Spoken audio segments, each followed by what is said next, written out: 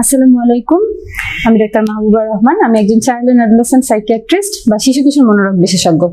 বর্তমানে কর্মরত আছি medical college for women and hospital উত্তরাতে। আজ আমি কথা বলবো সিবলিং রাইভালরি বা সহোদরদের মধ্যে দ্বন্দ্ব এই বিষয়ে। শুরু করতে চাচ্ছি একটি ঘটনা দিয়ে। আমার কাছে একবার একজন দম্পতি আসলেন তাদের 6 বছর বয়সী একটি বাচ্চাকে নিয়ে। তারা আমার কাছে যে কমপ্লেনটি নিয়ে এসেছেন সেটি হলো যে তাদের 6 বছর বয়সী বাচ্চাটি ইদানিং বেশ খিটখিটে মেজাজে হয়ে যাচ্ছে, কারো কথা শুনতে চায় না, অকারণে জেদ করে, হঠাৎ হঠাৎ চিৎকার চেঁচামেচি করে, অনেক বেশি কান্নাকাটি করে। এবং আরেকটি হিস্ট্রি নিয়ে জানা গেল যে সে তার ছোট ভাইটি, যার বয়স কিনা মাত্র 6 মাস, তাকে একেবারেই সহ্য করতে পারে না।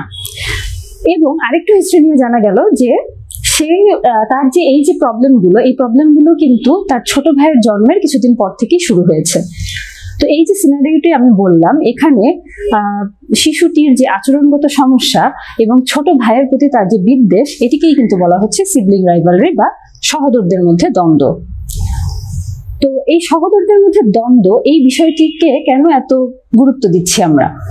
অনেকে বলেন যে ছোট বাচ্চা, বড় হতে হতে সব ঠিক হয়ে যাবে। আবার অনেকে বলেন এটা তো কোনো মানসিক রোগ না, তাহলে কেন আমরা এটাকে এত গুরুত্ব দেব? তবে যেটা হয় যে সিবলিং রাইভালরি ছোটবেলায় এটাকে খুব স্বাভাবিক মনে হলেও যদি সিবলিং রাইভালরি এই বিষয়টি কোনো বাচ্চার মধ্যে থেকে যায়, তাহলে কিন্তু বড় হলেও দেখা যায় তার ভাই বা বোনদের সাথে তার একটা দ্বন্দ্ব থেকেই যায়।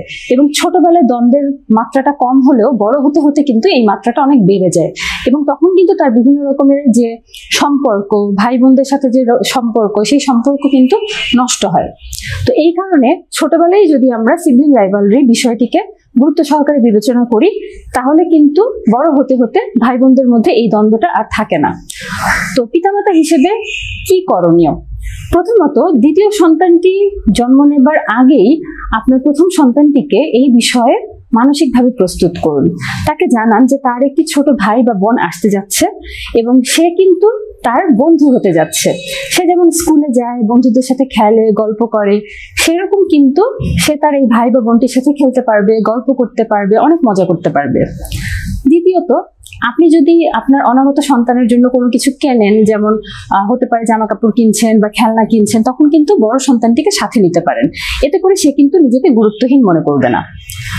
তৃতীয়ত, সন্তান জন্মের পর, অর্থাৎ ছোট সন্তানটি জন্মের পরে আপনি আপনার বড় সন্তানকে তার বিভিন্ন কাজে নিয়োজিত করতে পারেন। যেমন ছোট সন্তানটির গোসলের সময় বড় সন্তানটিকে বলুন তার জামা কাপড় এগিয়ে দিতে, খাবার খাওয়ানোর সময় তার খাবারের যে গ্লাসটা বা বাটিটা, এটা একটু এগিয়ে দিতে বলুন।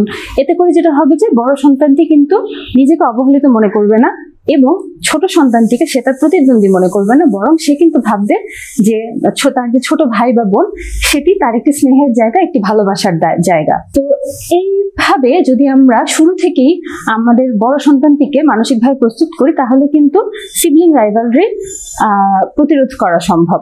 তবে এর পরেও কিন্তু অনেক সময় বাবা মার অনেক চেষ্টার পরেও দেখা যায় যে সিবলিং রাইভালরি বাচ্চার মধ্যে থেকেই যাচ্ছে। বাচ্চাটি হয়তো বা তার ভাই বা বোনকে একেবারেই সহ্য করতে পারছে না এবং তার আচরণগত সমস্যা দিনে দিনে বেড়েই চলছে। তো এরকম যদি দেখেন, তখন কিন্তু আপনাকে অবশ্যই একজন প্রফেশনালের সাহায্য নিতে হবে, অর্থাৎ একজন চাইল্ড এন্ড অ্যাডোলেসেন্ট সাইকিয়াট্রিস্টের শরণাপন্ন হতে হবে। ধন্যবাদ।